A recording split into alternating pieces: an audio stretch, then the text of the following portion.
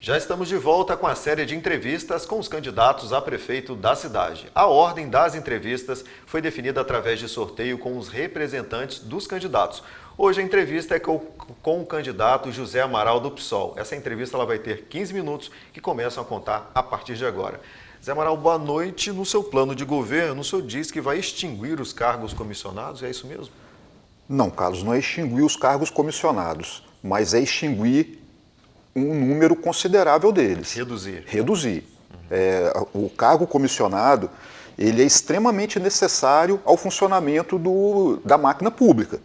A gente não pode simplesmente extinguir, senão não teria secretário, senão não teria diretores, senão não teria os gerentes. A gente precisa diminuir a quantidade de cargos que não tem necessidade de serem cargos em comissão.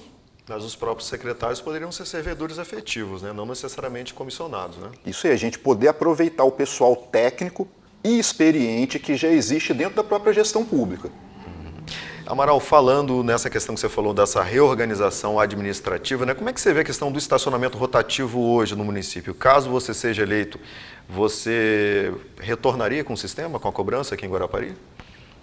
Retornaria. Guarapari é uma cidade que já atingiu um nível de cidade de médio porte para grande, né, dentro do que a gente tem de realidade no Espírito Santo, e que necessita um ordenamento do tráfego e do trânsito dentro principalmente dos setores comerciais, centro da cidade, Muqueçaba, alguns setores, mas não da forma com que foi feito, que virou um cataníquel de moradores da cidade.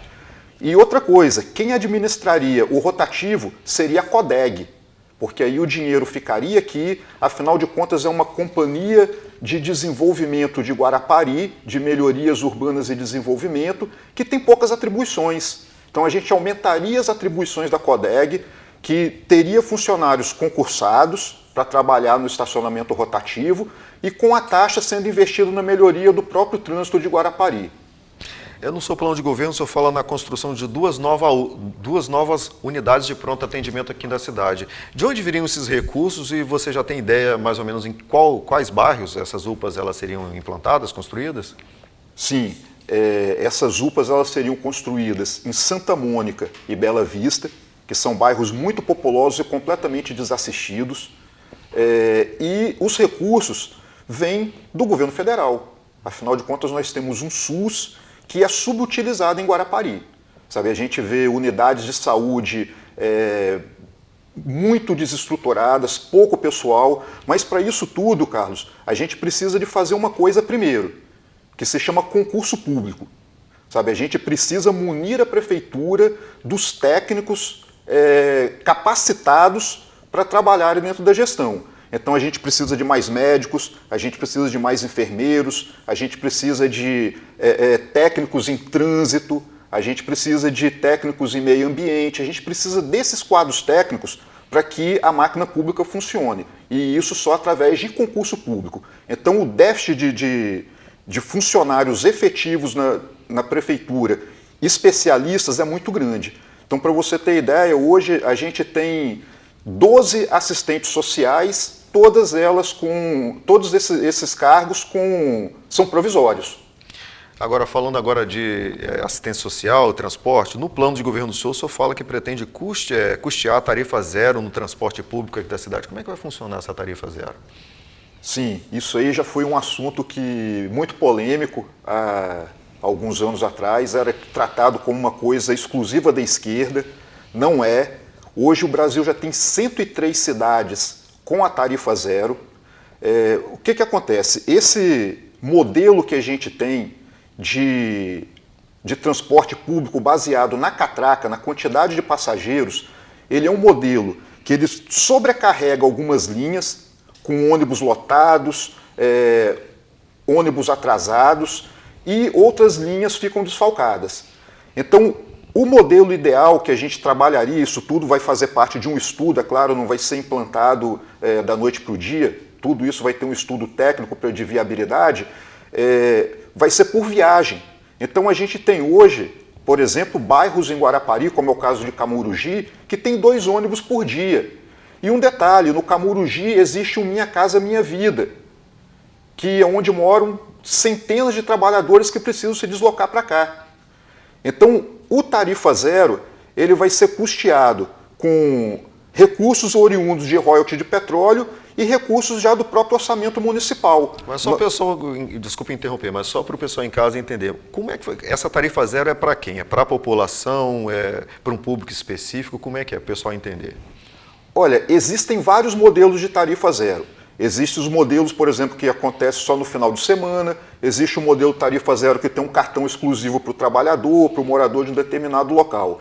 E existe também aquele tarifa zero que é global, que é para toda a cidade. Então, por exemplo, Caicó, que é uma cidade do interior do Ceará, implantou tarifa zero em 2021. Caicó é uma cidade que tem 355 mil habitantes. Em 2 anos, depois de alguns estudos, aumentou em 300% a demanda de passageiros nos ônibus. E isso fez com que a economia da cidade aumentasse 25%. Ou seja, aquele dinheiro da passagem que o cidadão ele deixou de gastar, ele vai ser gasto no comércio local. Entendi. E isso vai fazer com que a economia se aqueça. Então, dessas 103 cidades que têm esse sistema de tarifa zero, nenhuma delas pensa em eliminar. No plano de governo, o senhor, falando agora em segurança, o senhor fala na criação, na implantação de uma brigada municipal. Seria o equivalente a uma guarda municipal? Sim, mas com atribuições bem distintas. A gente dividiria da seguinte forma. Seria uma guarda cidadã. Por quê? Porque a gente vai ser a força de segurança que vai estar mais próxima do cidadão. Então a gente chama de uma guarda cidadã com fiscalização de trânsito, com o serviço de salvamento sendo incluído dentro dessa brigada, serviço de combate a incêndio e fiscalização ambiental. Então, trabalharia em conjunto dentro de uma única unidade de gestão. Em relação a pessoas em situação de rua, o que o plano de governo do senhor tem em relação para essas pessoas que a gente percebe um aumento muito grande, né, dessa população de rua na cidade há alguns anos, né? Infelizmente, Guarapari, por falta de políticas públicas aí nas últimas décadas, fez com que essa população se multiplicasse na cidade, gerando aí um caos social muito grande. Só que muita gente acha que é fácil, eu vou pegar, vou tirar, vou botar no ônibus, vou mandar para a casa deles, vou botar num trem, vou mandar para outra cidade, mas não é assim. Se tratam de seres humanos, em primeiro lugar. E existe uma legislação também que tem que ser respeitada. O que a gente precisa, em primeiro lugar, é ocupar os espaços públicos. Os espaços públicos de Guarapari estão abandonados, as nossas praças estão abandonadas. Se o cidadão não tem um local para ele frequentar, esse local vai ficar ocioso e alguém vai ocupar esse local.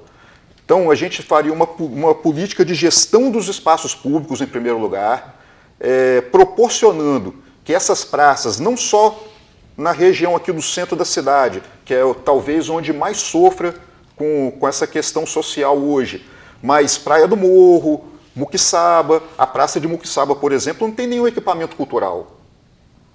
Foi construído ali um chafariz que não funciona. Tem um negócio redondo ali no meio, empoçando água, né, e criando mosquito. Então poderia ser melhor aproveitado. E uma das nossas sugestões também é a implantação de hortas comunitárias em terrenos não utilizados. Terrenos baldios. Terrenos baldios, que teriam um incentivo no IPTU para que assinaria um contrato com o município de tornar esse terreno uma horta comunitária. O dono cede para a comunidade. Vai ter desconto no IPTU para ele, ele vai deixar de ser um terreno baldio e a gente pode estar aproveitando pessoas em situação de rua que necessitem de um tratamento, que necessitem de uma nova oportunidade de vida, está ali tendo essa oportunidade. Amaral, você é historiador de formação e a gente percebe, né, Amaral, que a cultura da cidade, a história da cidade, ela é meio negligenciada pelas administrações anteriores. A gente tem muitos monumentos abandonados, a Casa da Cultura que você citou, né, o Poço dos Jesuítas. Qual que é a sua proposta de resgate? Você, inclusive, bate muito na tecla de que a idade, né, de Guarapari não teria 133 anos de emancipação política, né? O que você pretende fazer para fazer esse resgate da história da cidade e também da preservação desses monumentos históricos que a gente falou? Bom, em primeiro lugar, a gente vai fazer a cidade voltar a ter identidade, porque o grande problema não é a perda dos monumentos históricos apenas, mas a perda da nossa identidade. Então, ontem, por exemplo, nós completamos aí 469 anos de história, porque a primeira citação sobre Guarapari é de 1555. Completamos 439 anos de fundação da aldeia e 133 anos de cidade. Guarapari não passa por processo de emancipação política, por quê? Guarapari surge como aldeia, evolui para vila e evolui para cidade. Guarapari nunca teve atrelado a outro município. Então a gente pretende trabalhar isso no currículo escolar, nas festas da cidade, no material de divulgação turística da cidade, para mostrar que a gente tem história também. Afinal de contas, foi para Guarapari que São José de Anchieta escreveu 3 autos. Então a gente desconsidera isso tudo. Guarapari é um local onde teve uma das maiores populações negras no século XVIII, que deu origem a vários quilombos que ainda existem. E a população não conhece essa história, e a população não conhece, infelizmente. Então uma das coisas que a gente vai fazer é criar a Secretaria Municipal de Cultura, para trabalhar a nossa cultura, a nossa identidade e o desenvolvimento disso com os artistas locais, com os produtores locais, porque a gente vê que a cultura em Guarapari está sempre atrás de uma vírgula. Ou então está sempre o último nome lá da secretaria, Secretaria de Turismo, Esporte, Lazer, Cultura, está sempre lá no fundo. O orçamento também é bem reduzido, né? Um orçamento bem reduzido, e quando a gente vê alguma manifestação, algum evento da área cultural, é um evento que, como por exemplo o Esquina da Cultura, que poderia estar valorizando o que a gente tem de cultura popular, de arte dentro da cidade, coloca painéis europeus espalhados por Guarapari. Você manteria o Festival Esquina da Cultura caso você seja eleito? Ele seria modificado. Ele se tornaria um festival de inverno que aconteceria durante todo o mês de julho e não só no centro da cidade, mas ele percorreria toda a cidade. Afinal de contas, o morador do Kubitschek, o morador lá de Vilagem do Sol, o morador lá de São Gabriel, ele também tem direito de ter acesso à cultura. E a cultura tem a obrigação de ir aonde o morador está. Amaral, rapidamente, em relação a calendário turístico da cidade, você pretende, é uma preocupação sua enquanto gestor? Vai ser? Não apenas o calendário turístico, mas um programa de turismo para Guarapari. Afinal de contas, Guarapari é uma cidade que tem uma receita importantíssima no turismo de alta temporada. E só tem o Festival Esquina da Cultura, né? E na baixa temporada só tem o Esquina da Cultura. Então a gente tem que criar um programa de turismo para Guarapari, conversando com os hoteleiros, com os donos de pousada, de quiosques, de restaurantes, vendedores ambulantes, trabalhadores do setor turístico, que inclusive uma das nossas propostas também é estender para a alta temporada as creches.